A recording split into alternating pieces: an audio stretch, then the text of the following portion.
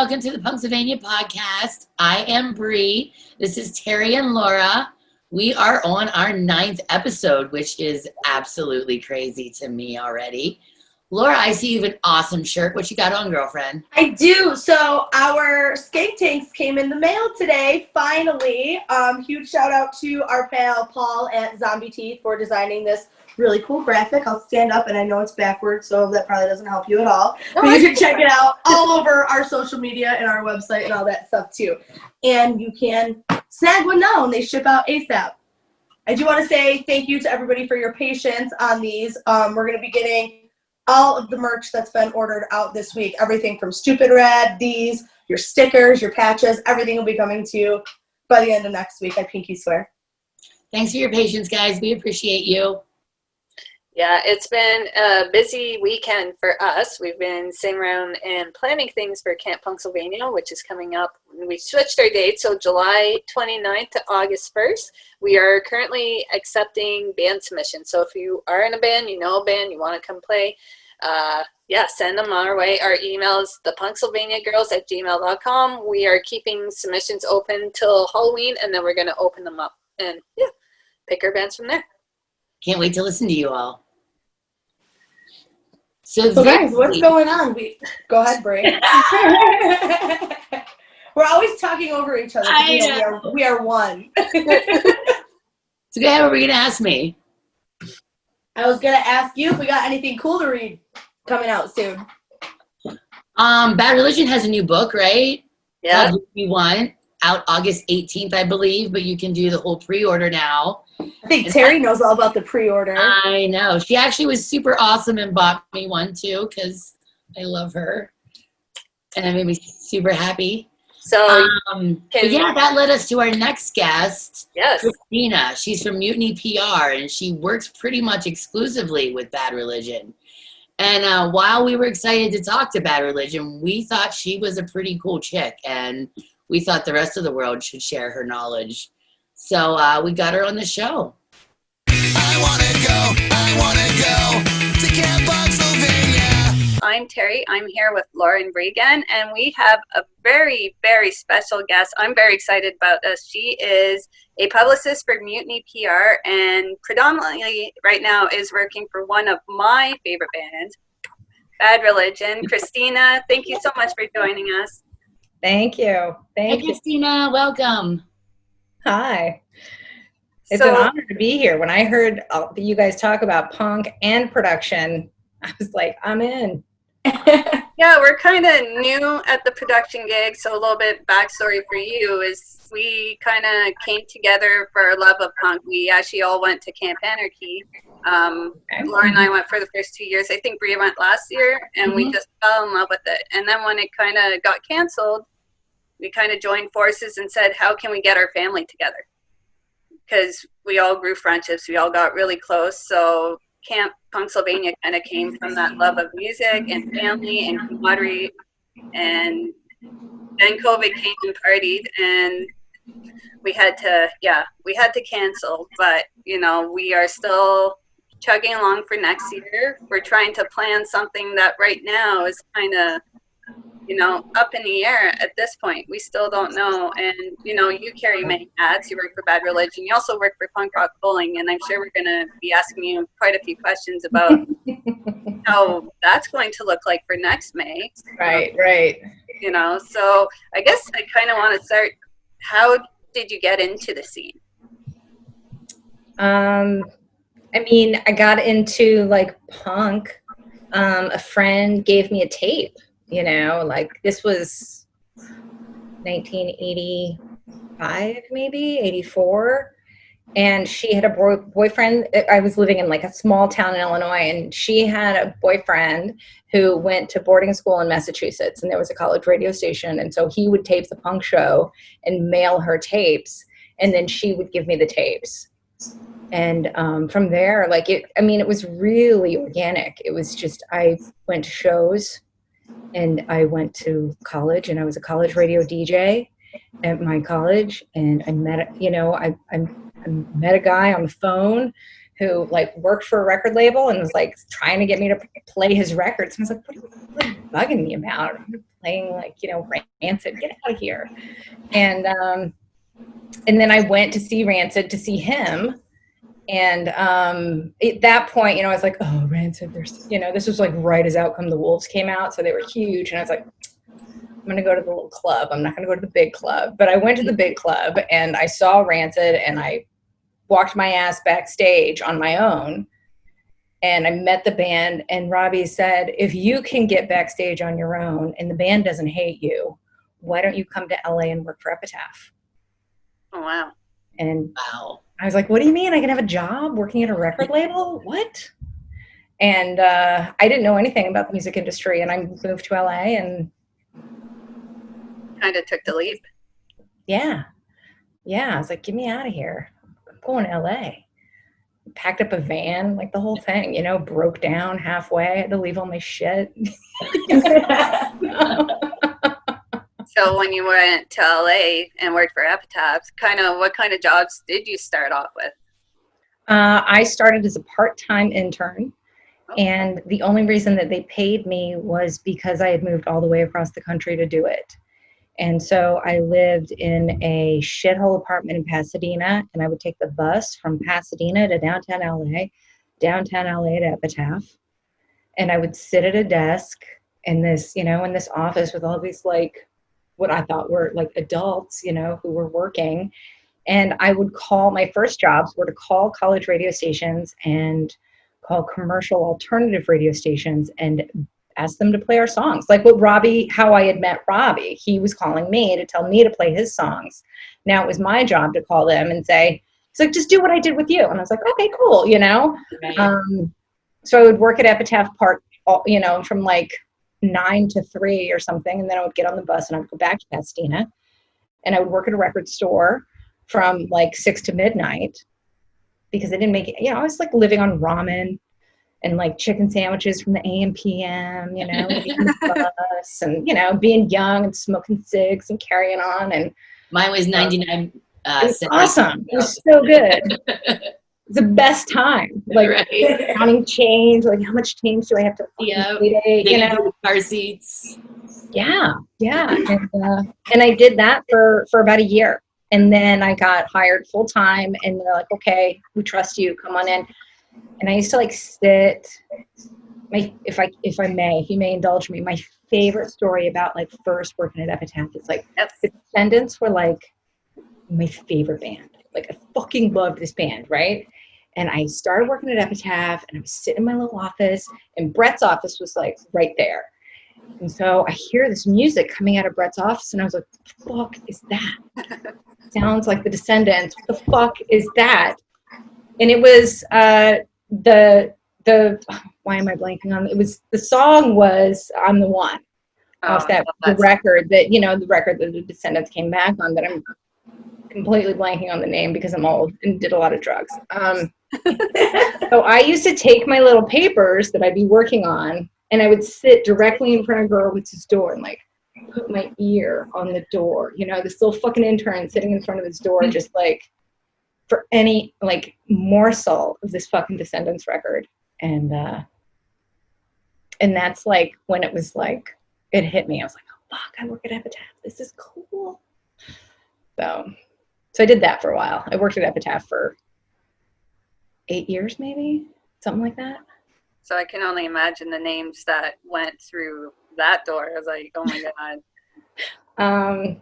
But I mean, yeah, I worked with, you know, a lot of people. I worked with a lot of heroes, and I, you know, like Joe Strummer, you know, like, hey, Christina, we need you to like go out and make sure that Joe does all of his interviews because he keeps bailing on shit. So just, you know, hang out in the hotel lobby and keep an eye on him and make sure he does his thing, does his, you know, what he's supposed to do, what we've asked him to do. And so I did that for, you know, for a few days, and, you know, I got to hang with Joe Strummer, and that's really fucking cool. Well, I gotta ask too, how is it as just someone, you know, doing your thing to be like put in charge of keeping Joe Strummer on chat? You know, like that's intense. Well, the good I'd news, be like, oh, should I be telling this guy what he needs to be doing right now? Like, I don't know. Yeah. Well, prior to Joe, I had worked a lot with Pennywise, and if I can handle Fletcher, Yeah. I can handle it. Like, we were at, I took him to K-Rock for Loveline one night. Like, there was this show that they used to do in LA on K-Rock, and it was an evening taping. And so Fletcher showed up, and he was kind of Fletchery, and he started drinking. And he held us all hostage, and he was like offering, like threatening to blow up the fucking studio, and like the cops came, and like it was a whole scene. And I thought I was going to get fired for sure, but it was great radio, so I said. But yeah, anyone like, you know, like I was there for the beginning of Hellcat. I was there for the beginning of Anti. I was there for, you know, 96 to like, you know, the early 2000s. And so I got there right when everything kind of exploded. Yeah. But that's where I learned this industry. That's where I learned the music, like the like music executive, like business side of like marketing and publicity and, you know, all of that. I learned early on at Epitaph, and they did things differently. And there was a way of taking, you know, the artist and the music and trying to maintain the integrity of that while you sold it. And I think that that's something that has, that it is not the norm in the music industry. You know, they're just salespeople. So I went on interviews at some of the big labels later in my career, and it was clear. I was like, I don't sell fucking toasters, dude. I sell music. I sell bands, you know, like, and I can't sell what you're trying to make me sell because I don't like it. So now it's obvious later, like you are a woman and mm-hmm. you are female, but I can only imagine what something like that in the 80s and even, you know, how that was as a female in the punk scene. It was predominantly male. There were some female Mm-hmm. acts, of course, but, you know, do you feel a sense that you had to prove yourself a bit harder than, say, your male counterparts? Or did they just really kind of pick you in with arms wide open? I think it was, you know, it just depended on the time and the place, like where you were, you know, like those early shows I would go to, you know, the first like punk girl I remember like meeting, I mean, I had to be like 13, you know, and her name was Candle. And she like ran the shows at the YWCA in town, you know, so she was fucking cool. And she, you know, wore black clothes. And this was, you know, the mid 80s. She had like septum piercing and like dreads, you know. And I was like, fuck, she's the coolest. Candle talked to me. It was a Fugazi show. And I was there. I was early. I was like, fuck yeah, Fugazi. $5. And Candle was like, yo, little girl. Like, watch your ass, these boys. And she kind of schooled me, you know, and she's like, these boys, they're going to beat you up. They're not going to look out for you. You're going to have to look out for yourself, you know. Don't go home with any of the older guys. Like, watch your ass. And go empty all those fucking ashtrays and then put those chairs away, you know. and I did. And I would be right up in front, you know. I was young. I didn't worry about getting hurt. Like, I just loved the music so much. And I was so excited that going to shows, man, that feeling like when you are like up in the front and like the loud music, and it just takes everything away, you know. So there wasn't ever this like concern that I guess I didn't really think about it, like that I was a woman. Like it was where I belonged, and I knew it was where I belonged. And, you know, certainly there have been fucking creeps and like, you know, comments, especially like once I started working in the industry, like any woman backstage who has like, you know, tattoos and big tits, blonde hair, like, hi, they don't know that I'm there because I'm working. They don't know that I'm there because, you know, like I'm the advisor to that guy, you know, or whoever. Trusted friend, you know, whatever the position is. There certainly have been moments of creepiness, but, you know, fuck them. Yeah, you don't take me as someone that takes shit from anybody. I mean, not unless they're paying me to. I love it. In which case I might get a little nicer, but but yeah, no, I think that I was lucky that, you know, the scene that I grew up in the Midwest, there were so few of us that it was just kind of like the more the merrier, you know, and you just kind of knew everybody and looked out for everybody. You know, I don't think that was the case everywhere, but, you know, I think I was lucky enough to grow up in a place where it was okay for, you know, a 12 or 13-year-old girl to like ride her bike or take the bus over to some random rec hall and, you know, see TSOL or see Dag Nasty or see Fugazi, you know, whoever was there that day. But I'm so grateful. I'm so grateful that I grew up in a punk scene. Like I just, thank God. So lucky. Yeah, you know, I didn't. I come from Northern Ontario, almost like close to the Arctic Circle, so there was nothing. I watch Alone a lot. They go up there a lot during the show Alone. I love it. Yeah. And, you know, it's cold and a lot of country music, if geographically speaking. I'm 2 hours north of where Shania Twain came from, so when everybody growing up, that's who they spoke about, you know. Mm-hmm. We're going to see Shania Twain, and I'm like, oh. Oh. Pardon? How did you find punk up there?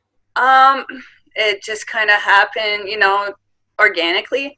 It kind of started with Nirvana. The grunge scene kind of took a really big hold. I'm talking about early 90s, so 95, 96, Nirvana, Pearl Jam, and all those bands. But then I kind of started listening to Green Day. Right. I started switching to Green Day, then Offsprings, and I found Bad Religion. And Bad Religion, to me, it's almost, I want to say it's like my life's Bible, because there's so many songs in there that are just like what I go through my mantras, you know, like Henchman. I know it's from No Control, but that song from top to bottom is completely how I base my life on. The World Won't Stop Without You is another one that, you know, I find the lyrics are just beautiful and perfect. And, you know, from there, NoFX, I discovered NoFX afterwards, and it just snowballed. You know, once Napster came on, that's kind of where everything for me just like, it gave me an opportunity to really experiment with music and start to listen. Now my parents are very religious and they didn't know how quite to take a punk as their daughter when everybody's country. So it was very interesting. I took a lot of flack for it, but, you know, it's the music. It touched me in a way that really no other music had. And you know, I'm 22 years deep, and it still hasn't let me go. So I guess they're doing something right. I love that. Yeah, I bet they love those Bad Religion stuff, right? Yeah, you know, I didn't see Bad Religion up until last summer. So for me to get all No Control played for me, you got that one. Just mind blown. I just stood on stage and just my jaw was probably dropped and in shock, and I just kind of, you know, sucked words. I'm still like reliving the show right now. I think they were playing better last year than they have like ever. Really, they were fucking on point, right? I saw them a couple times last year, and they're one of those bands for me. It's like every time you see them, they're just consistently phenomenal. I mean, they're on point. It sounds like you're listening to a record. But last summer was really something else. The couple times I did see them, I'm like, what is going on? Like, they're like wine. They're just getting better with age, and it's better. I don't know what's going on either, but they're just playing it. I mean, I love them. So yeah, it's so exciting. I'm glad I'm not the only one. You know, it's my job to be like, they're the greatest. You know, but it's such an honor and such a privilege to work for a band that is the greatest, you know, like, and they make my job really fucking easy. Yeah, it's like 40 years now. They do have a book coming out August 18th about their story. Yes, Do What You Want, story behind Bad Religion. Can you divulge a little bit? Like, I'm sure you've had some chats or something. I've read it like, you know, 5 times. Wow. I know this book because I have to pick what, you know, like help writers figure out what they want to write about. and excerpts from the audiobook. Where are we going to put this? Where are we going to put that? So what do you want to know about the book? I got it. Just the brief synopsis is it is an autobiographical book. It starts at their beginning, when Greg and Jay meet in high school, and it ends probably last summer, when you guys saw them play. And it talks about, all the lineup changes. It talks about the record label changes. It talks about, how pretty much all of them have, quit drinking or had drug problems, divorces, the whole thing. They were really open. Jim, the co-writer, he would go out and meet them. He went to different countries. He, went and met them, in their homes, and they just went and had coffee and talked. And so there's a lot of, I learned a lot about the band from reading the book. And I've been working either for them or friends with them since Process of Belief. That's the first record I ever worked for them when I worked at Epitaph. But I saw them play before that. I was a huge Super Suckers fan. Do you guys know this band? No, Super but Suckers? I'm going to find out. They opened up for Bad Religion, and I was like, I'm going to see the Super Suckers play. And I ended up watching Bad Religion for a couple nights. And I knew who they were, but I had never seen them play. And I was just like, and it must have been 94, 95. And I was just like, oh, okay, I like this band. It's something about them for sure. Yeah. Recipe for Hate was one of the first punk CDs that I ever bought. And oh my God. That song, Recipe for Hate is one of my very, very favorite songs, but that album is also one of my very favorite albums I have. Top to bottom. Amazing. Yeah, agree. What else do you want to know about the book? Or can we talk about production and building stages? What do you want to say? Yeah, let's talk about that. That's where I get out. Let's talk about that. Because that's where we're little babies here. We just started about a year ago. December is when we started planning camp, really. Okay.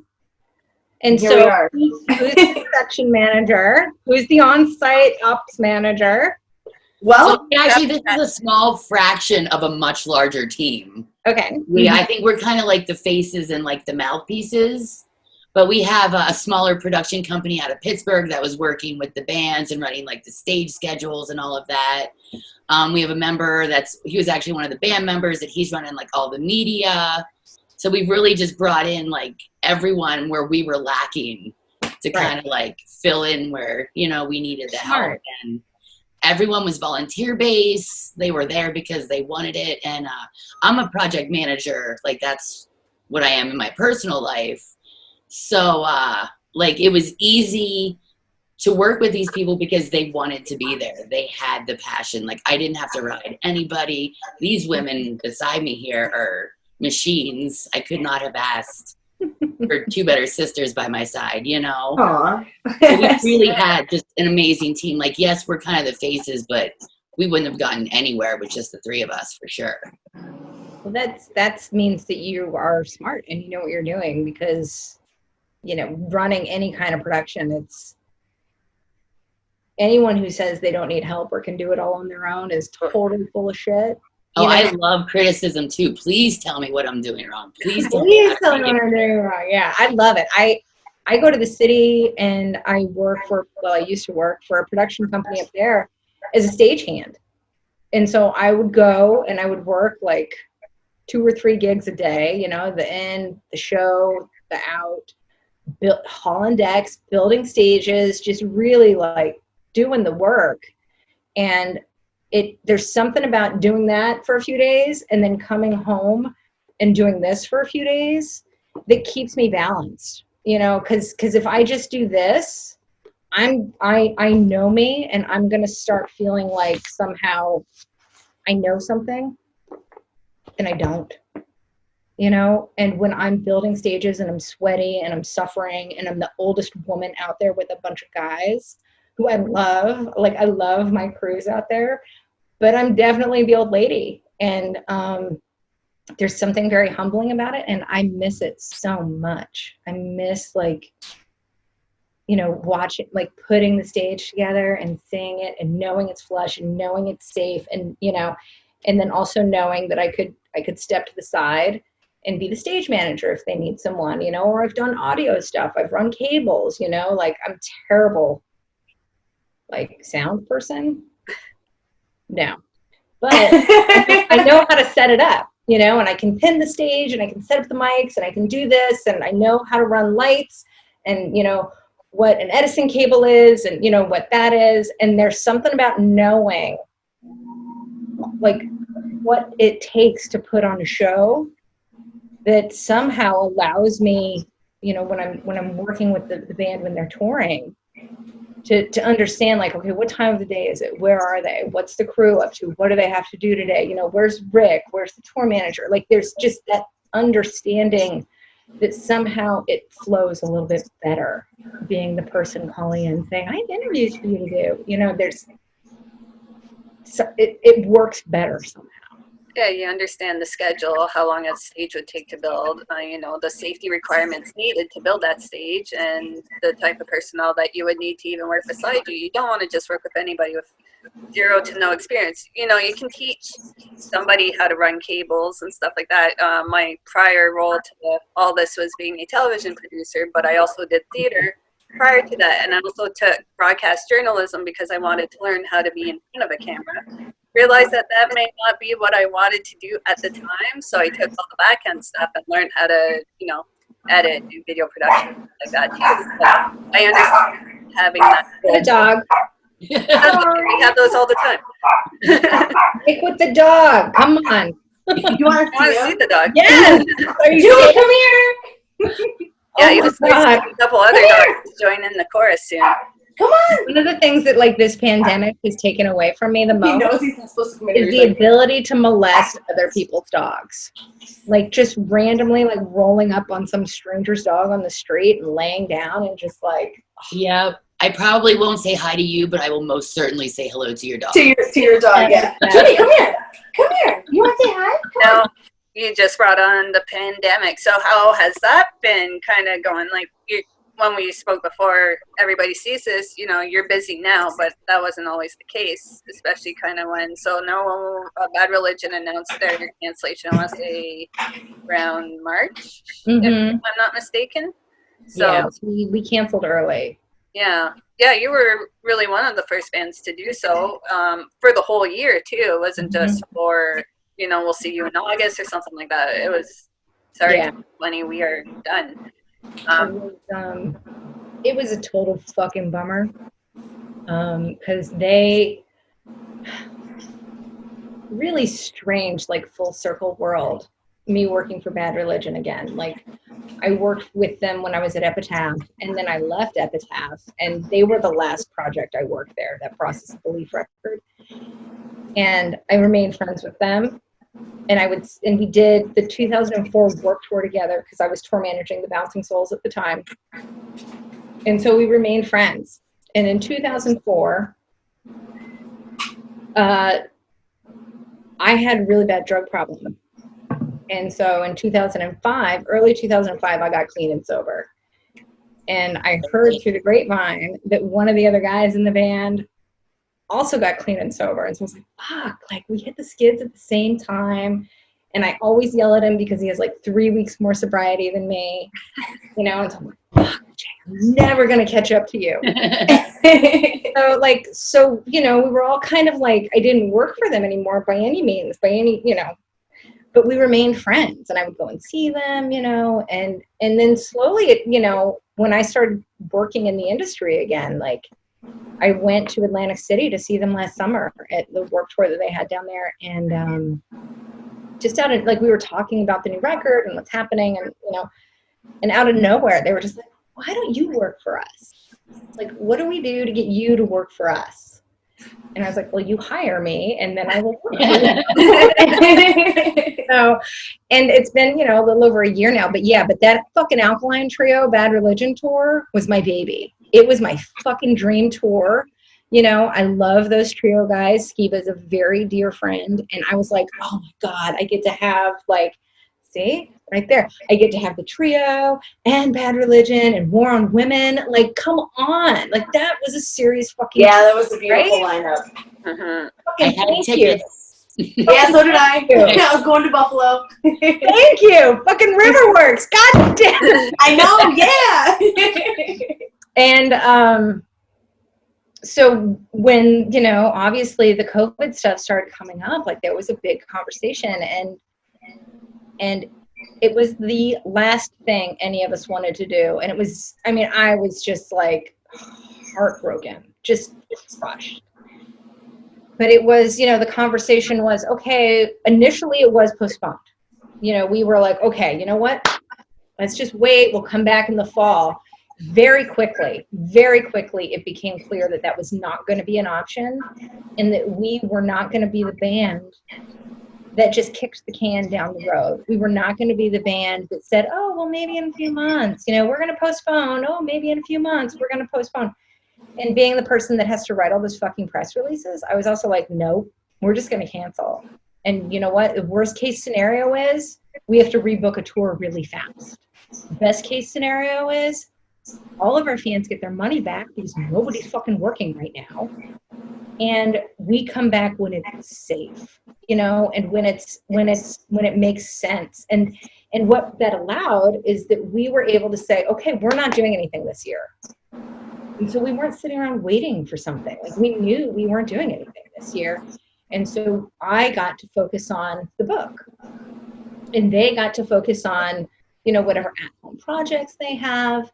And they got to focus on, you know, ignoring my emails and, you know, all of that stuff. But it also, you know, like, the reality and the legacy of this band is that they are led by Dr. Greg Graffin, you know, like there's a very real basis of science and belief. And, you know, the last record was called The Age of Unreason. Like, how can you go around like saying that, you know, screaming about enlightenment and not look at the face of this global pandemic and say the right thing to do is say, we're going to take a step back until this is safe. Because right now it's not. Who the fuck is going to ask their fans to go and maybe get sick? Well, and that was like the thing with us too. You know, we're like, how can we as human beings find it in us to be like, yeah, this is fine. Let's put these people at risk for the sake of. I would never be able to sleep at night if we even. Yeah, we couldn't do it. Couldn't do it. No, and it's the right thing to do. And it's hard because, as we all just said, like, you know, going to shows is like, I always refer to it as service. I'm going to service today. You know, I love that. And it's so true, though. You know, and I feel like the recharge, and I connect with my community, and we're all feeling that, like, you know, fucking hey, and to walk away from that is hard. Yeah. You know, but it's the right thing to do. So yeah, so we can cancel everything. And as a fan too, we appreciate it because I've been out of work and haven't had a paycheck since February. So, and I have probably 3 or 4 shows still that have been postponed, and that's probably like $400. Like, we know, we asked all of, you know, we canceled those shows, and just yesterday, I'm still getting emails from fans saying, hey, I think Buffalo is one of the ones that's being challenging too, which is, you know, we haven't gotten our money back. And I'm like, fuck this. And I'm like, I don't think that I have. all right, so you're going to email me when this is over, and I have an email address for you to get to, and they're going to get you your money back. All right.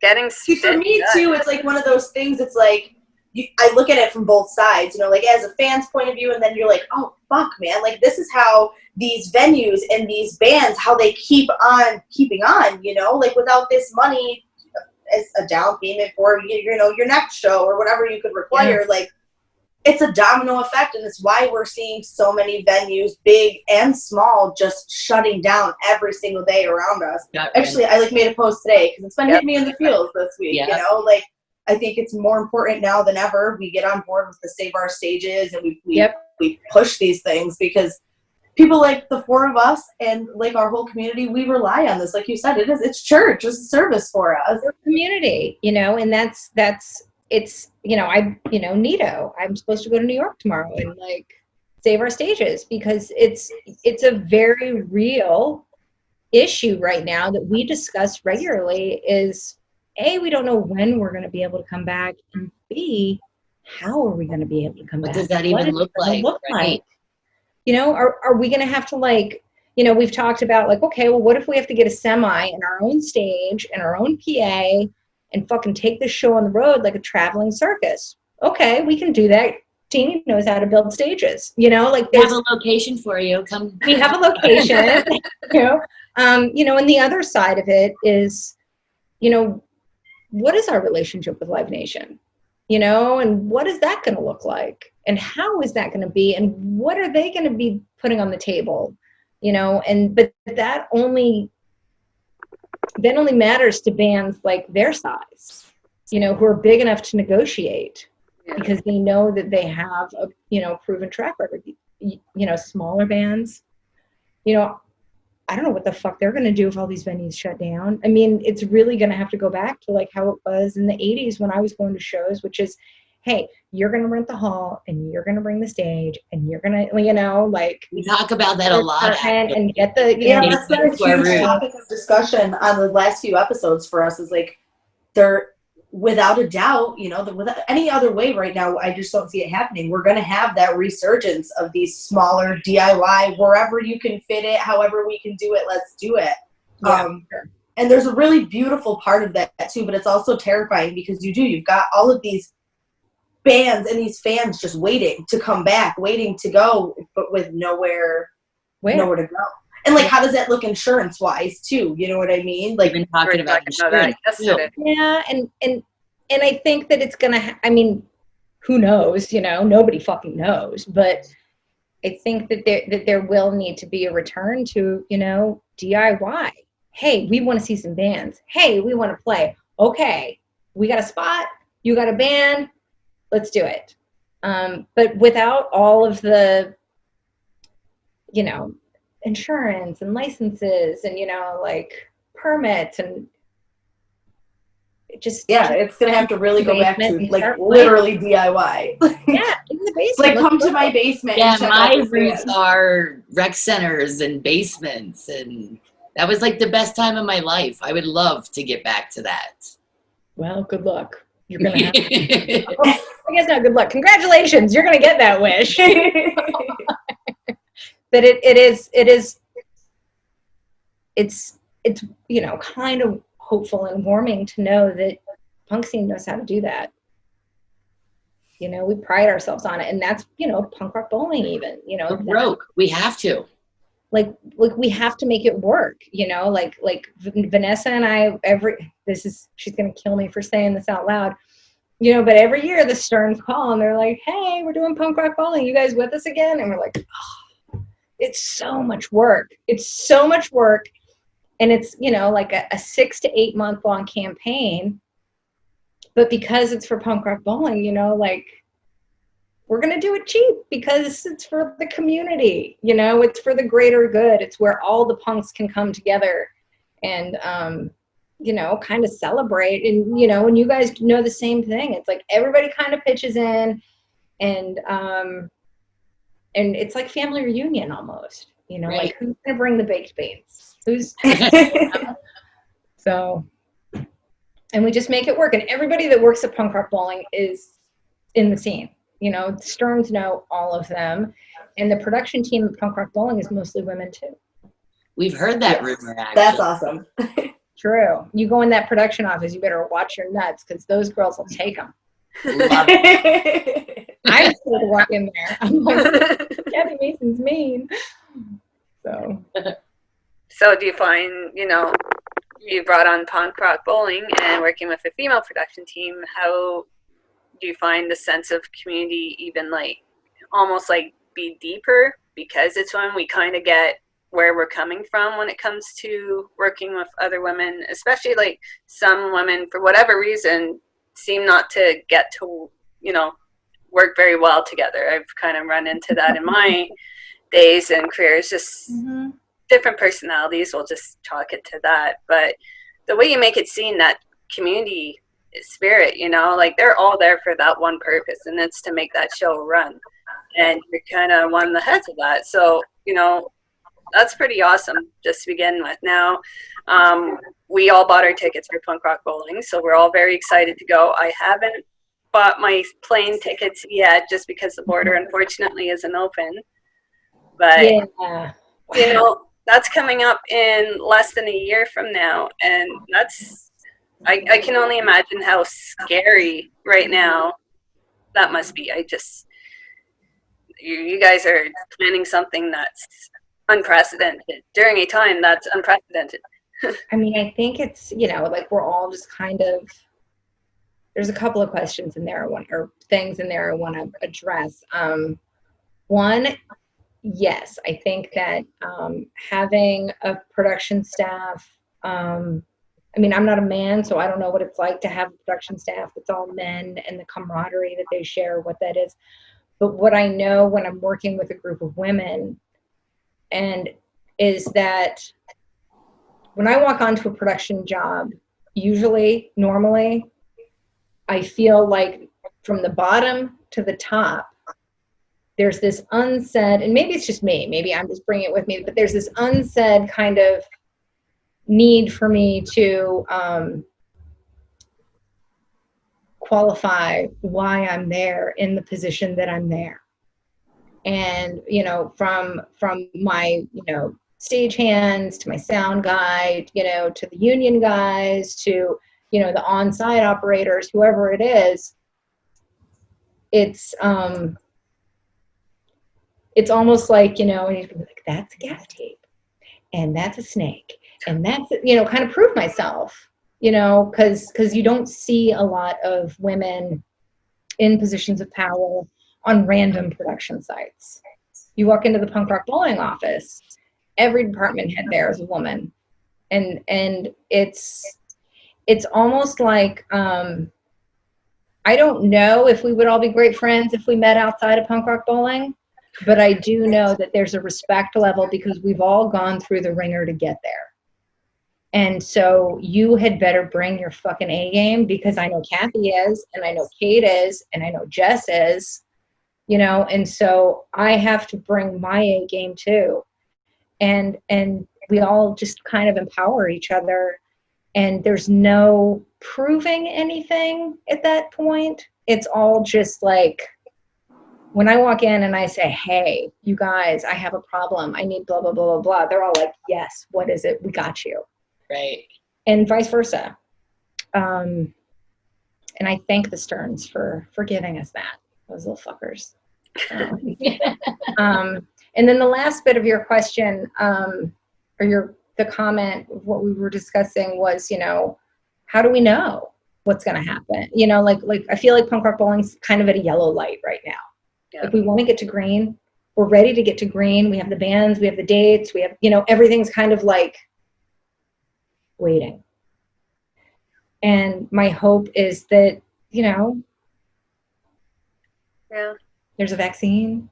I don't know. I don't know what's going to get us there, quite frankly, in America. Like, at this point, it's going to take a serious vaccine, I think. I'm gonna roll my sleeve up, both sleeves up, the whole legs, wherever you want them. Yeah, I'll be a guinea pig at this point if it gets us. I don't know. And are we going to have a show in May? Yeah. I mean, I hope so. You know, it's my birthday. I want to go to the fucking spa and go to the steakhouse, you know. I come in Vegas for the week and get weird, but I don't know. And so we're all, you know, we're all just kind of, I mean, yesterday I got certified to be a COVID compliance officer on production sites. That's I awesome. suggest all you ladies do that too, because it's an easy class. And because, you know, after this book comes out, I mean, I know that we have a lot of other plans, but how many of them are going to follow through? And, you know, I can't assume that a band that's not making any money can afford me, or it's not even afford me. It's, you know, how can I ask my friends to support me? in exchange for the work that I do when they're not making any money either. None of us are making any money right now. And so how are we going to start back up? How are we going to, I don't know. So I'm going to be a COVID compliance officer on, my off days. Tell people to put a fucking mask on. We'll see. We'll see. Yeah. Being from Canada, I kind of see a different side of it, right? Like here, we have to wear masks. They're mandatory. There's no fucking around at all one bit. They're, we want this to go away. And like just in my province today, so my province has, and Canada's different because we're 35 million versus 350 million. So obviously we're very dispersed. The country's massive, but 89 cases in my province. And we're the most populated province in Canada. So, I don't know what the answer is. I do hope that the government maybe steps up more and, really backs up. It seems like such a divide in the States. And it's scary. My heart goes out to every single one of you. It really does.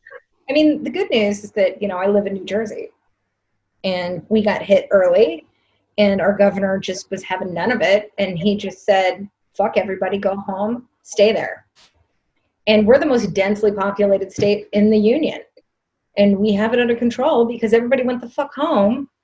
And, there's people outside, I live at the beach that, aren't wearing a mask when they're like walking down the street or whatever. But when you're in a store or something and you see somebody without a mask on here, one of these Jersey motherfuckers is going to roll up and be like, put your mask on. And I feel like that it's just going to take a willingness and a unification that we just don't have here. So. Yeah, it's wild to me. I just, when you look at your seniors, 150,000 now is the death case or the death count in the States. And I'm just like, how is any more than one not fucking right, raising alarm bells right now? It's nuts. I don't want to get it. That's all I know. So I don't want Greg Graffin to get it either. Oh my goodness. Now is he still slated to teach in the fall? He's actually teaching right now. Oh my goodness. Yep. He's finishing up a class, online for Cornell. So I haven't had access to him for a few weeks because he's like, I'm teaching. And I'm like, okay, that's fine, but we gotta start talking about the book. So I'm kind of like how I used to sit outside a bread store, like listening to the Descendants. He camped out at like Dr. Grafton's store right now, being like, "Can we do interviews yet?" Yeah, because like that, his schedule is something wild. Like, so he spends summers in, I want to say it's Wisconsin or Minnesota. I don't know my states too well, but with his dad, LA, summer in LA, and then I think the fall Cornell and where's too. Now he is mostly just up near Ithaca. So he's got a house up there with his wife and his son. And, then he's on the road. I mean, generally he would be in Europe right now. He was supposed to be in Europe right now.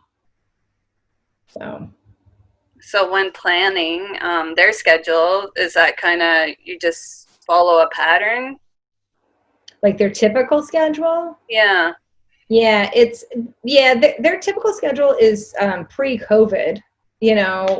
Luckily they've figured out how to tour a lot and maintain it. It's not the easiest job. And no, definitely. They're typically in Europe in the summer, playing festivals and club shows and all over Germany. And then, they'll come home and do a fall, sometimes Canada, sometimes they were supposed to be in Toronto.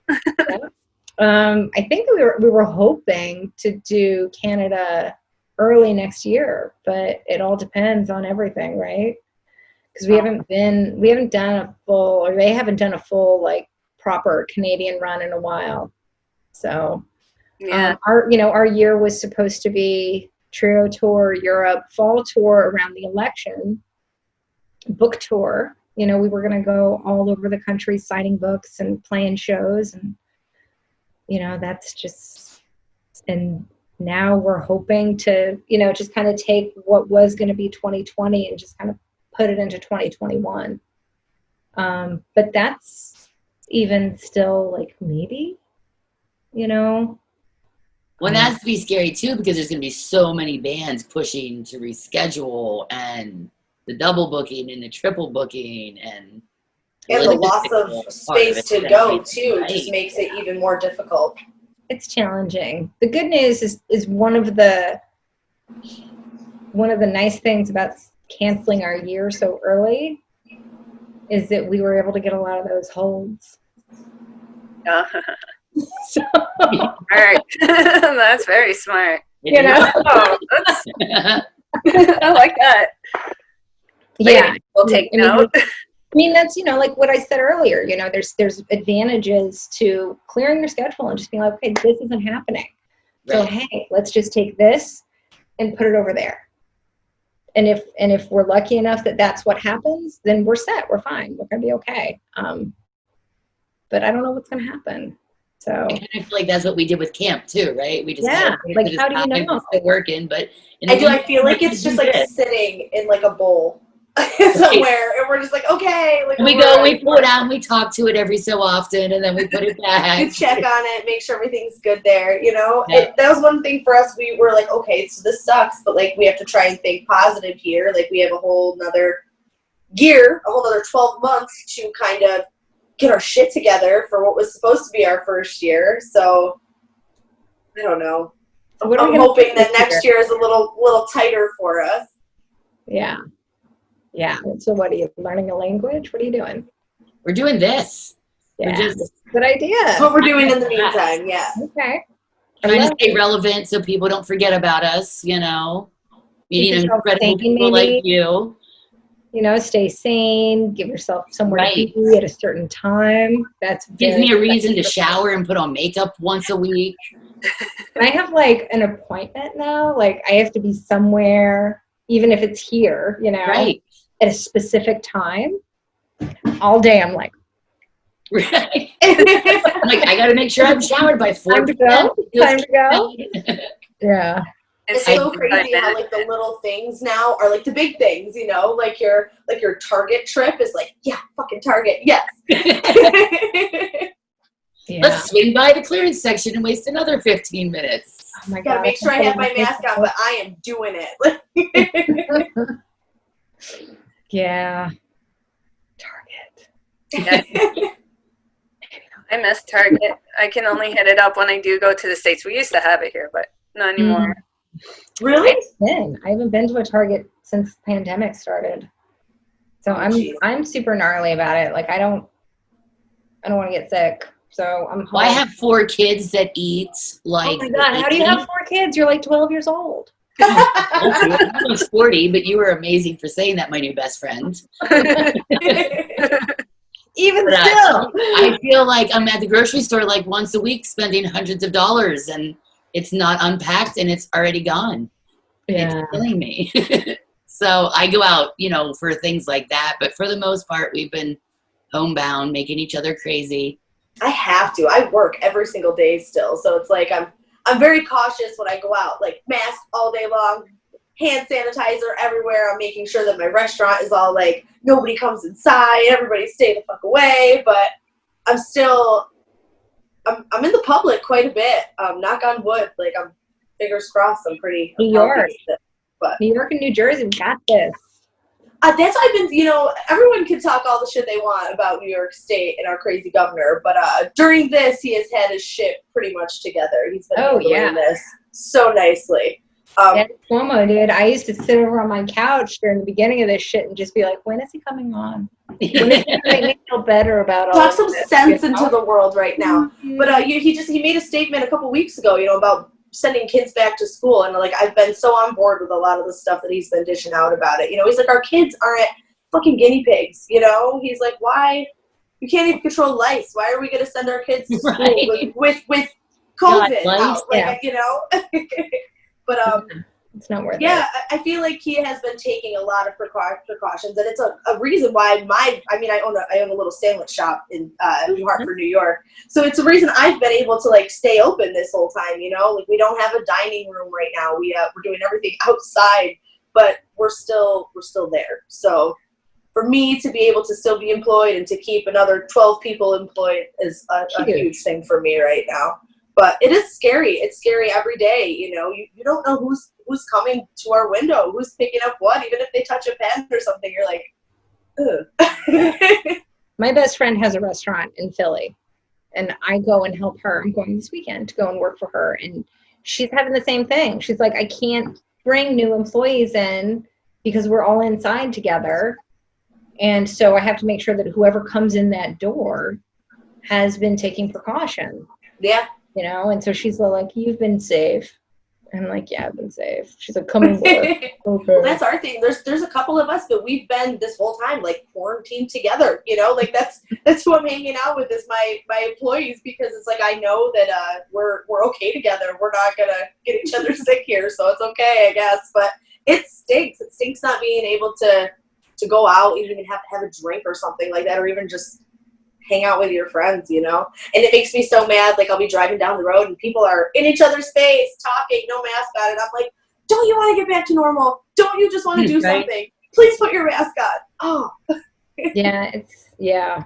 I miss loitering a lot. Right? Yeah. It's like you never realize how great those things are until you can't do those simple things anymore. I even offered to take a picture of someone the other day, and they were like, oh, I'd rather you not touch my phone. And I was like, oh, yeah, duh. Like, it didn't even, like, I just saw them trying to take, like, this awkward selfie, and I was like, I'm standing here. I can do that. You know, like it just didn't even, I mean, they were polite about it, of course, but it just wasn't anything that I considered. I was just, you know.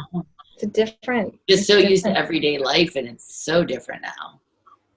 Yeah, there's little constant reminders. Today, school got approved, so kids are going back to school in September. And for grades 4 to grade 12, they're to wear a mask. Now, it goes by sections as to if they're going to be doing staggered school or if I'm in a very low area, so they'll be there 5 days a week. But even then, it's, you know, what happens? They get sick. Are they stuck home for 14 days now? Am I stuck home now for 14 days? Like, is work? That's what I mean. Like, what is the plan here to like control this? I don't understand. Yeah. It's almost like everyone is so quick to try and get back to things, but you have to take into consideration like a little bit of science. Well, I think a little bit of, you know, respect for your neighbor's life. Absolutely. You know, like, who am I to say you should go and risk your life? Yeah. Who gets to live? Who gets to die? You know, like, boom. Yeah. Boom. You don't. It's like, I'm so fortunate that what I do is, I mean, half of what I do, I mean, obviously my New York production work went away overnight, you know, but I'm so fortunate that this is, you know, home is where I usually work anyway. So, and then thank God for this book coming out, or I would have been fucking kicked to the curb fucking months ago. I'd be losing my mind. With my 4 kids have been home since February. I haven't had a paycheck. I desperately need to go out and get a job. But what hours of the day do I possibly work? I can't leave them home. You know, like, it's hard to bring in a babysitter. Yeah. I can't go and work at like a convenience store or something, because what am I going to be bringing home to my kids? It's, oh my God. It's a tough call, girlfriend. Like, oh my God, I'm just stresses me. You know, whenever I sit and I think like, oh, I'm home all alone, you know, and then I talk to one of my friends that has kids, and I'm like, I don't know how you moms are doing it right now. Sometimes I wish I was home alone these days. I would kill for a day home alone someday. I do not know how my friends with my friends with kids, my married friends, like almost every single one of them has been like, I'm going to fucking kill him, you know? Pretty much. Oh. I can share in my experience. There's an upstairs to my house and then a downstairs to my house. So and YouTube is their mother now. Just go watch some YouTube for a bit. Yeah, we've been lucky that my kids are 5 years apart. So at the beginning of this, they would just... How many kids do you have? I have 2. So 12 too. My God, everyone's having babies. Babies having babies on this She's show. amazing. Right? What's going on? Is this Teen Mom? So, so I work full time at home, so I have them both with me all day while I work. I start at 7 in the morning, and some days I work till midnight because it's stop, start, stop, start, stop, start. They need to eat. They need to, and it's often, we have meetings, and I'm like, girls, I'm sorry, I got to postpone because I got swamped today. And I'm a procedure writer, so everything I do is literally typing, writing, reading, researching. It's, and then you have little voices behind. Mom, Mom, I need cheese curds. Mom, peaches. Mom. What? I don't know. It was so cute. During one of our interviews, her daughter came in and she's like putting her cape on her as she's like interviewing people. Even sing. It's amazing. Love it. There's no boundaries. But It was like what was it? Our last Isn't. the episode that's airing right now. Actually, my son is like co-starring in the whole thing. He's just.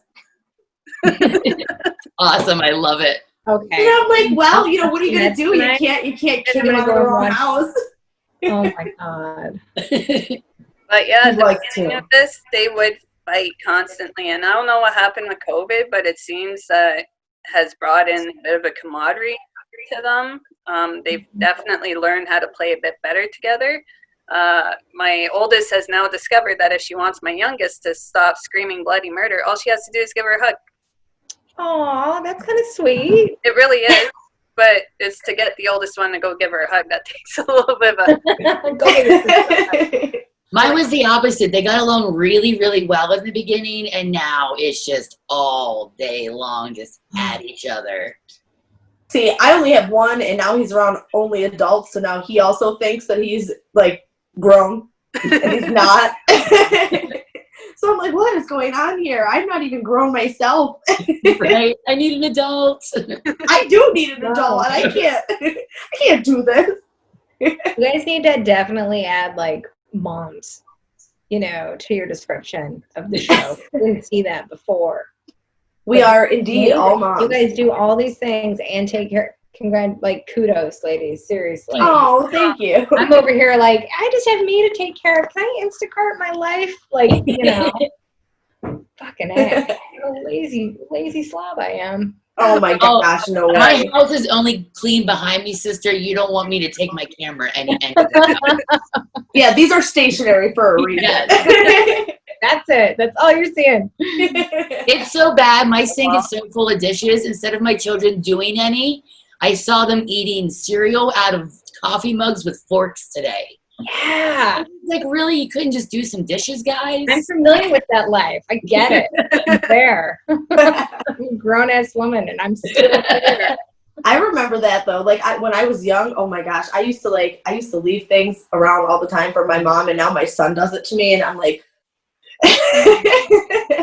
You're slowly turning into your mom. Yeah. Oh God, don't say that. Mine is all the half drink, like water bottles and sodas, like that used to make my family crazy, and now I like feel that on a spiritual level. Yeah, it's funny, like the stuff that you didn't really like realize you were terrible at until you started to have to like. That's $75 worth of soda I just dumped down the sink. Yeah. Yeah. Oh, Jug. Hello, Jug. Yay. Now, you are kind of still running a book, Bad Religion is still running a book. So how does a book tour work in this kind of times? Like normally. Oh, so exciting. Yeah. Well, it's turned out that I didn't know when I, was working with them initially, when they hired me as a publicist. That's what it says on my fucking business card. But what it's turned into is a project manager. And because we had to, all the marketing that we had counted on and planned for with the publisher had to change. It was all based around these tours and these, personal appearances and the book signings. And obviously none of that is happening. So, I got to pivot real fast and dig deep into my marketing background. When I worked at Fat Records, I was their marketing. I did marketing over there. And so I've been coordinating between the band, the publisher, utilizing Epitaph and all of their generosity to help us with this project, even though the book is not an Epitaph record. I guess it helps that Brett owns the company. Yeah. And that, you know, they're the band that, you know, started it all. But they've been so great. And so we've come up with new ways, you know, like we had a project where I'll get one real quick, where we made these flexies. I love flexies. We made these, Ooh. and, you know, it's a record and it says about the book, and we were going to give thousands of those away on the Alpine Trio tour, you know? Oh my goodness. And so the first thing that I had to do was figure out, okay, so how do I get thousands of flexies into the hands of fans in the age of COVID? Yeah. And it was, you know, it felt like this, like, how do you do direct marketing when there's no direct? And so luckily we have the greatest fans ever, and the BR page, shout out to the BR page. They are willing to listen to my harebrained ideas. And I sent them initially, I think I sent them like maybe a couple hundred. And I said, hey, figure out a way to get these out to your people. And they said, okay. And these guys and girls over there, these amazing fans, they put together a COVID donation project where you donated to, you know, COVID charity, showed them, you know, emailed them the receipt with your address, and they sent you a flexi. And they raised Awesome. like $6,000, I think. Oh, wow, So that's what I awesome. got, you know, and so the fans get their flexis. They donated to charity. Everybody was happy, you know. So those were, you know, and then the direct mailings for the book, you know, everyone's got to order it online now. There's no walking into the bookstore and buying it. So how do we sign 3,000 books that were supposed to be signed? We were supposed to sign books live. You know, we were going to do it on tour. You know, I was just going to have the publisher send a bunch of pages to Rick out on tour, and the band, when they walk into the production office, here, sit down, sign 100 pages every day, you know? So we had to coordinate sending 3,000 pages to each band member.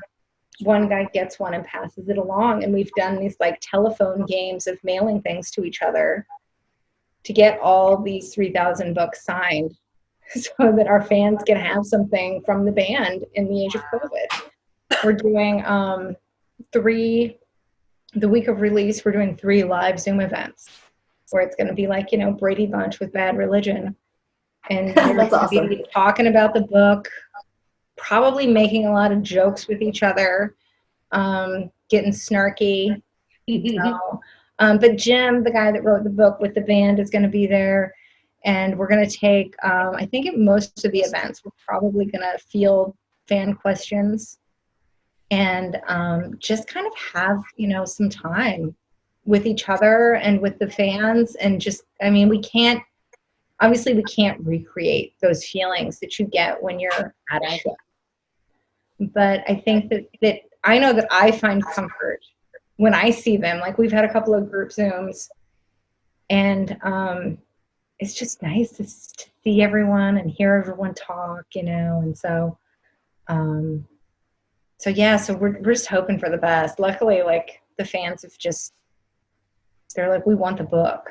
And apparently everybody knows about it because it's pre-selling really well. Yeah. I gotta say, it's pretty, I hope I'm not talking too much, but it's really exciting to be in these meetings with these book folks and hear them say, like, oh, you guys are number 18 on Barnes & Noble. I'm like, Yeah. is that good? It's And like, and it's been a nice challenge, you know, for me. Like I think I kind of know sometimes what I'm doing, but I also am crippled other days with this absolute belief that I'm a fraud and that I don't know anything about marketing and I don't know anything about publicity, and that, you know, I'm leading this band off this cliff of destruction, you know, like, and it's stressful sometimes. Yeah, they call that imposter syndrome. Yeah, and I suffer from it. And I do as well. Luckily, you know, I have a couple of good friends. This one, his name is Dave Haas. Do you guys know Dave?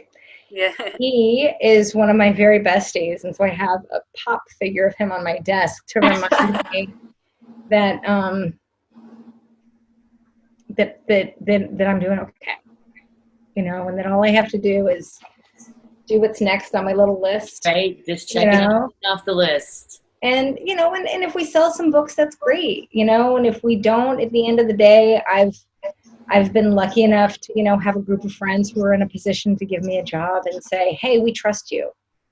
You know, we trust you with our legacy. We trust you that you're going to be out there not making like super stupid choices about shit. Like sometimes, I mean, I think, you know, like, oh, I think they're going to love this. And I send it to them and they're like, no, don't love that. You know, okay, next, you know, and you just have to kind of pick up and do what's next. And nobody knows how to market in COVID, you know, like I certainly don't want to be like, in these times, bad religion, understand. No, that's not it. It's, hey, we have a book out. And I think it's cool. I think it's good. I'm really proud of it. And I'm excited for it. I'm a huge reader. Everybody loves it. So my copy's a little fucked up now, but that's the best kind. I always give my books to someone else to read first so they break it in for me. yeah, this one's super broken. Well, the real books are hardcover. So, but these like advanced ones are like, it goes everywhere with me because I'm always like, what if we talked about this in an interview? What if we talked about that? And, you know, Epitaph's releasing some new singles also. So that's exciting. And, you know, thank goodness they're doing that around the release of the book. I think it's just, you know, it's like this like coming together moment to get things done right now. Like we can't do this all on our own. The publisher can't do it all on their own. Epitaph can't do, you know, I mean, they can do just about anything actually, but it's really, I mean, it's not boring, that's for sure. So I don't know what, I say I've been the busiest and I feel like I get the least amount accomplished every day oh my God, that I've ever been in my entire life. Yeah, I told a friend yesterday, she called me, she and her son called, one of my friends, it's mom. They FaceTime me occasionally so that I can talk to her son so she can get something done. And it's so sweet. and I was, oh yeah, Aunt Teeny all the way. I got nieces and nephews that I'm there for. And I was like, I wish that it was Tuesday. Like I have so much to do that I don't want it to be Wednesday already. I need it to be Tuesday again so that I can try and get some shit done. Oh man, for the longest time, Facebook used to say like, I wish hours were 27 hours long. Right? I need that extra 3 hours. Oh my God, the things we could get done with those. I might actually get a decent amount of sleep if there were more hours in the day. Boom, right? I'd like to think that I would say like, oh yeah, I'd get my workout in consistently and sleep. No, you know what I would do? I would watch 90 Day Fiance. I know that. Or something would bother me and I would have to like scrub my refrigerator at like midnight. Right. I'd just be staring into mine at midnight. That's how I would notice something in there was fucked up because I'm in there digging. Well, Christina, I definitely want to say a huge thank you for taking the time to speak with us. Oh my God, what an honor. I love you ladies. We love you too. We really Yeah, this has been so much fun. I feel like I've just been talking to my girlfriend for right. It's like, okay, so next. I think that's what we wanted in the beginning. We started like all proper with like questions, and then like we realized that we're like, fuck this. We don't interview people. Like we're not news, you know, anchor women, you know. I'm just a little bit, but well, right? yeah, I guess another background, you know, like that's how I feel about being like I'm not like a publicist. Like sure, my business card says I am, but all I know is, you know, how to maybe have someone not come off like a dickhead, you know, like pretty much all it really is, right? Like let's just have a conversation. And the best interviews, at least, you know, that I have seen and that I set up with my clients is a conversation. It should feel like a conversation, you know, and I think that when you're open to what is happening in the room, that you get some really great gritty stuff out of it, you know, instead of just like, so where did you grow up? I'm gonna I love hold that it voice. for my how did you get it bean question from the Well, and you know, I feel like for us too, like that's not the shit that people are tuning into Punksylvania for. Like those What are are you tuning things in that they for? don't What do I care want? about. Like they want to know the gritty The things. gritty They want stuff? to know What- those things that are Did hard we to give talk them enough grit? I feel like I didn't really spill a lot of beans about people. Oh, you can spill beans with this one. We will take the beans and the I didn't Franks. spill any beans. And the Frank, she said. I need an adult. Greg, you know, we'll take it. Next time. We'll have a gossip session next time. I would love to do this again for sure. Absolutely. We should have Christina on our happy hour, guys. Happy hour. So we're still recording. So sneak peek for a future episode, everybody. I'm Yeah. spoiling it because we're just so excited. We So are. we unleashed a new segment a few weeks ago where we get together with either like a band or a group and we get drunk on camera together. And if we don't get drunk, like we have jugs, you know, filled with I have water. Can I have we're my still here seltzer? today. I'll bring my seltzer and I'll just, you know. Yeah. But we were we had talks about doing, you know, just a bunch of straight lady power all together, bunch of chicks getting together, kind of discussing their roles in the scene. So I think that would be really fun, actually. I think I that would love be to a come great back. addition. I would be honored to come back. This is great. Oh, yay! I'm gonna send all my people your way. You should talk to Vanessa too. Oh, Vanessa has been awesome. We've actually been going back and forth with her for about a month now, and I was thinking about that today. I was like, man, I wonder if they know each other. Of course you do. She is my rock. She is she's the greatest. Yeah, she's hooked us up with some awesome people Yeah, so she's far, been and she's so got some wonderful really to cool us. things in store for us. So we're very thankful to cross paths with her and yourself. You guys have been wonderful to us. Yeah, when we finally get back to punk rock bowling, like, let's do it live. Oh my gosh, wouldn't that be awesome? We should my definitely plan that Set whenever you it a happens. poolside, you know, and just have people come by and I That am would be all for great. that. yeah. I'm in Well, love. with Vanessa and I are in charge of it, so we'll just make it happen. So That's what we love to Love it all. you. When I end this You guys next heard week, it first. yeah, I'm the robot of this group, but I can guarantee that there's going to be a couple of happy tears coming out. Thank you for that. I really appreciate it. that's easy. But yes, again, Uh-huh. how can we or other people get a copy of the new book and get a hold of you? Ooh, well, you cannot get a hold of me. I'm too busy. Or you- maybe your underling. I don't know if you have I know, right? I need an an assistant, not I an need an underling. assistant named George right now. There's a chick named Bree sitting right here.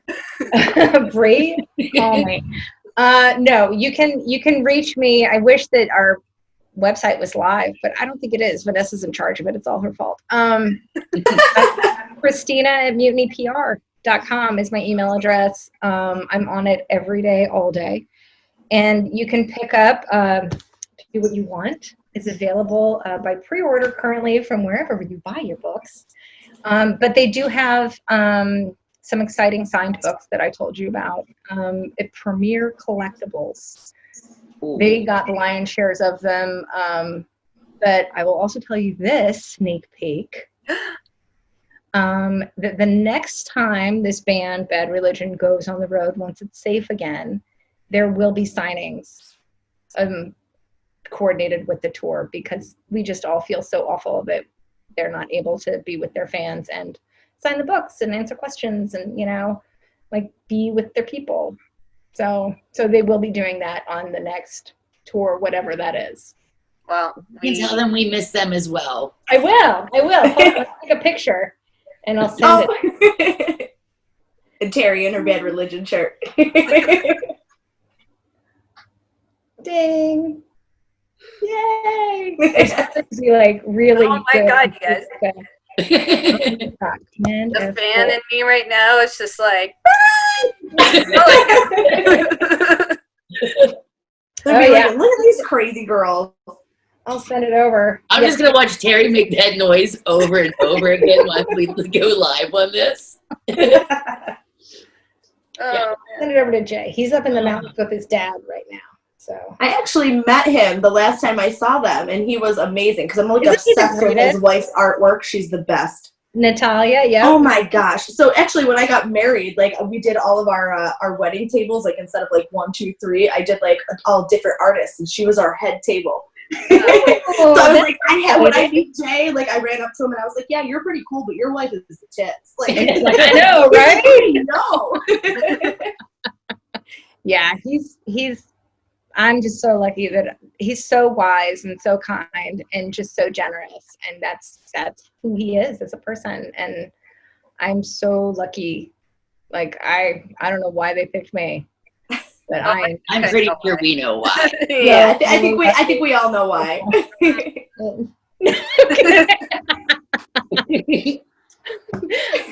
But yeah. So let's stay in touch. You guys know how to get in touch with me, obviously, and let's do, Yeah, it would be an honor. Good. Absolutely. I'll come out and build a stage when you guys get your festival back. If you need somebody to pick you up some audio cables, I have 13 years of experience, so Look at that. I can Dream roll team. them like the Would best. you say we're the dream team? Even though the finger twirl. Thanks, girl. Let's do it. Awesome. Well, Christina, again, an absolute honor from the three of us Oh. to you. Thank you. And yes, we are very excited to see you again with us for another day. So I'll totally come back anytime. We love it. Awesome. Thank you, Thank you ladies. so much. thank you. You guys. Oh, Bye. look at your friends. I wanna go to Camp Punksylvania. I wanna go to Camp Punksylvania. Thank you so much, Christina. I feel like we just had a class in Punk Rock 101 behind the scenes. We're super stoked that you gave us the time of day to hang out with us for a little bit, and we can't wait to work with you in the future. Everybody make sure you go snag a copy of the Bad Religion book as soon as it comes out. You still have a couple days left to pre-order it. Terry is the lady for that. Yeah, so you definitely want to check it out. You can pick it up on their website. That's where I went to pick up mine. I actually went through premiercollectibles.com to pick up the signed copy. So for what it was, it's super cheap, like crazy, $30. I can't get that anywhere. So I'm super stoked. I'm excited to get it. It's going to take me a little bit longer because I am in Canada, but whatever. Bree, I hope you're excited to see your copy too. I am. I'll send you pictures of each page so you can read it before it gets to you. Yeah, really.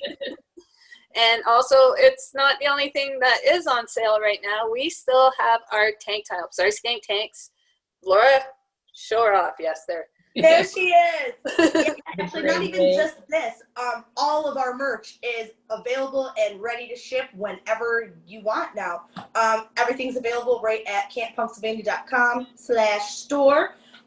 You can get these really rad skank tanks in like a ladies cut tee. We've also got unisex t-shirts, Camp Punksylvania style, regular Punksylvania. We've got tons of stickers, limited edition COVID posters, patches, all the shit that you don't need that you want. So I want go get it. now. And we ship them personally, and there's going to be cute little notes and shit in each one, and probably some of these crazy pins from Caroline. I hope I get at least 2. One for You my know what? I'm surprised. I'm like shocked that I don't have one. Hold on, I do. It's right here on my bag. Okay. So these were also made by Stupid Rad, so shout out to the homies. But this is Bree's favorite man here, the little hamburger helper logo, except just his skeleton form. And this one isn't the 2020 edition, but you get the idea. Like, can you guys see that? Can we see it? No, you gotta tilt it. There it is. Oh, we're getting there. We're so close. We're so close. We'll have to, at the end of this episode, we'll have to just put him on the screen. If you want to, Night Terror's bitches. yeah, if you want to see what it looks like, then you gotta buy a tee. Sorry. Yeah, then you just gotta buy There something you on the go, website right. to get a pin thrown in your pack. Exactly. Now, next week, I am again away. I rent a cottage not too far from where I live, but I'm going there for another week. So the ladies are going to be taking care of you through another Instagram Live. Your treat. God help us. So send all your questions, comments, whatever you want. These girls are going to answer it. I'm going to try to, I don't know how much signal I get out there. I don't. But they'll It's take gonna care be of it. fun. We had a lot of fun the last time. So ask us whatever you'd like. I'm gonna We'd try to love get to talk. Caroline for the next one, so maybe we can Yes. get her crazy comments. She can talk in about there. bedazzled ducks. Oh my Lord. All the ducks. All Now, after that, we have a very special guest. I'm going to leave it up to Laura to announce it because it's so huge. I fuck it right up. So I know, right? I might die. So yeah, we've been lucky enough to, during all of this quarantine, COVID stuff, to be keeping ourselves busy, you know, with bringing you guys this content that we're not really good at just yet, but we're getting there, we think. Working on it. So how we landed this next one is really truly beyond us. We don't know, but we're super excited for it. We are going to be sitting down with Erin Burkett of Fat Records. What the fuck? Yeah, we're super stoked about it. We've got tons we can't wait to talk to her about. As everyone in our scene knows, Fat Rec is no joke. They're very vital to everything that we know. So to have landed something like this is really cool for us, and we're just super stoked about it. So yeah, we've got a lot of great shit coming up. Make sure you guys are staying healthy, staying safe, wear your masks, and we will talk to, well, you'll talk to these girls next week, and I'll see you later. Bye. See ya.